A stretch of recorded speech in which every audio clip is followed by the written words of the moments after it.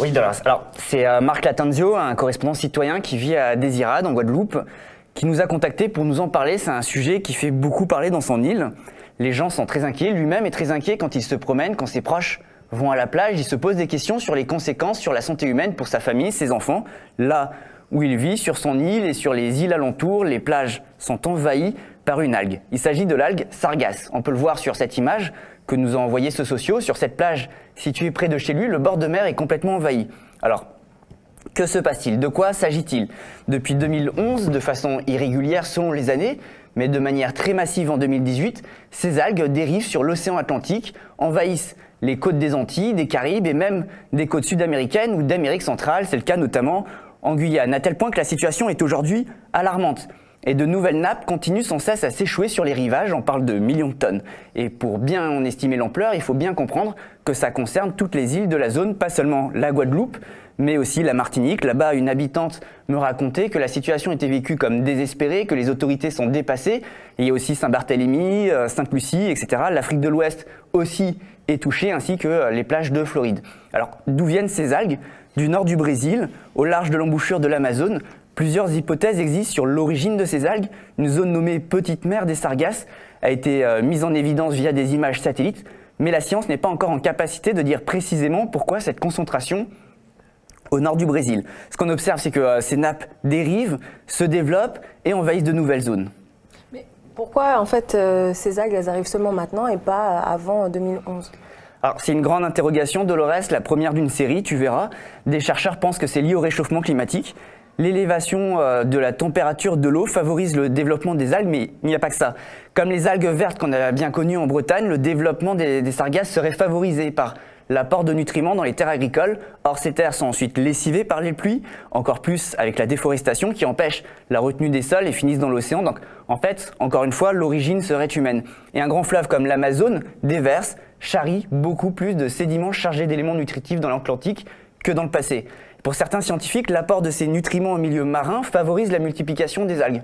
Enfin, un dernier aspect, avec le changement climatique, les courants marins aussi changent et facilitent le déplacement des sargasses.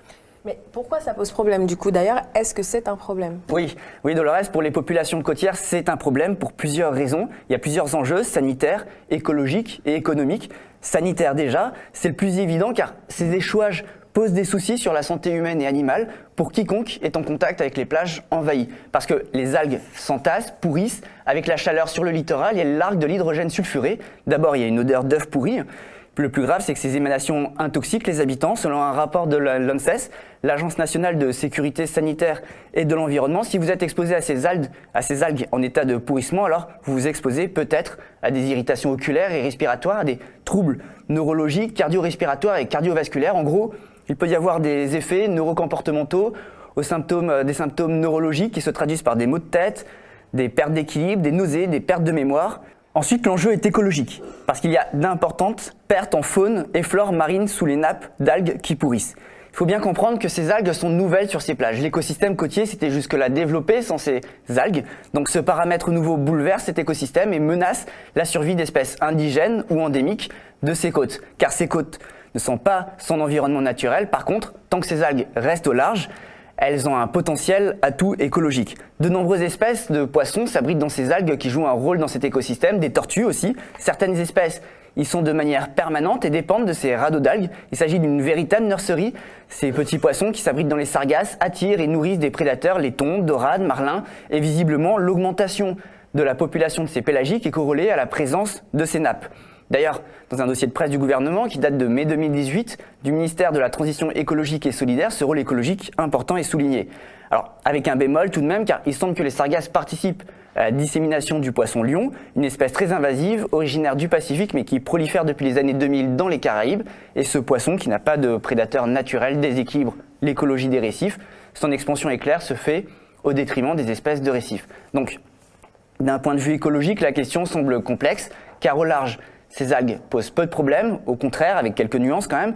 A priori, c'est quand elles s'échouent qu'elles posent problème. Et sur les plages, les tortues marines ne peuvent plus venir pondre, empêchées par ces algues. Et si elles pondent avant l'arrivée des sargasses, ce sont les tortues nouvellement nées qui se retrouvent coincées sous la couche végétale.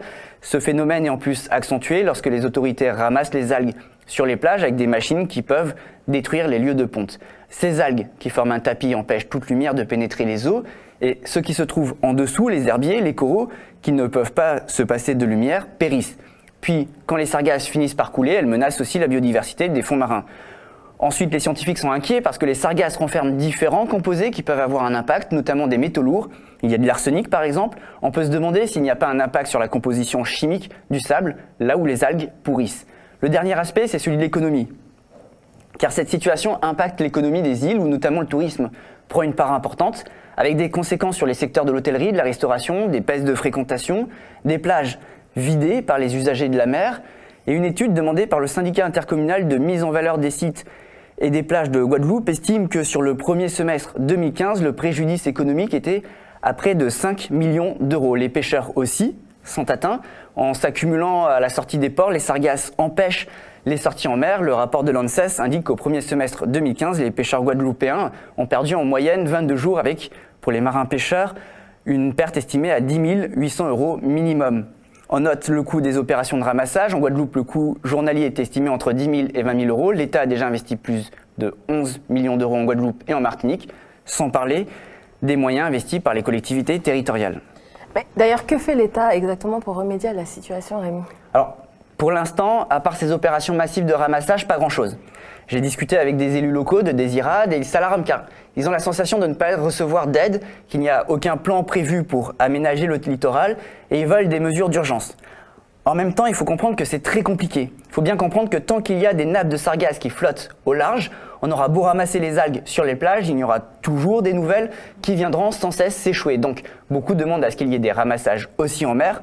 Or, je l'ai expliqué, certes, ces algues posent de véritables soucis sur les côtes, mais elles ont une fonction dans l'océan. C'est un peu sans fin, car en débarrassant l'océan des sargasses, on peut possiblement provoquer d'autres déséquilibres qui auront également d'autres conséquences sur les côtes. Et en même temps, tant qu'on ne fait rien au large, il y aura ces algues qui viendront pourrir sur les plages. Donc, on est dans une situation délicate avec des incertitudes, beaucoup de questions, des hypothèses scientifiques à vérifier et des solutions à débattre. Et même, est-ce que ce phénomène va durer ? Combien de temps ? On ne sait pas, car si une conjonction de facteurs climatiques et nutritionnels ont contribué au développement des sargasses, eh bien ces conditions de développement sont toujours peu connues et dans ces conditions, impossible d'estimer l'évolution dans le temps de ce développement. D'autant qu'il y a d'autres facteurs à prendre en compte, comme les courants marins. Bon, il y a tout de même des organismes scientifiques publics qui mènent des recherches. L'IRD, l'Institut de recherche pour le développement, par exemple, se penche sur le sujet et on l'espère apportera des réponses. En attendant, l'ARS, l'Agence régionale de santé, recommande un certain nombre de précautions à respecter strictement. Ça peut paraître évident, mais je préfère les rappeler. Ne manipulez pas les algues en décomposition, évitez la baignade ou le contact avec les masses flottantes et consultez un médecin en cas de symptômes irritatifs. Merci Rémi, en tout cas on va continuer de suivre, puisque pour l'instant c'est un peu flou, mais il y a quand même pas mal de choses qui peuvent se décanter par la suite.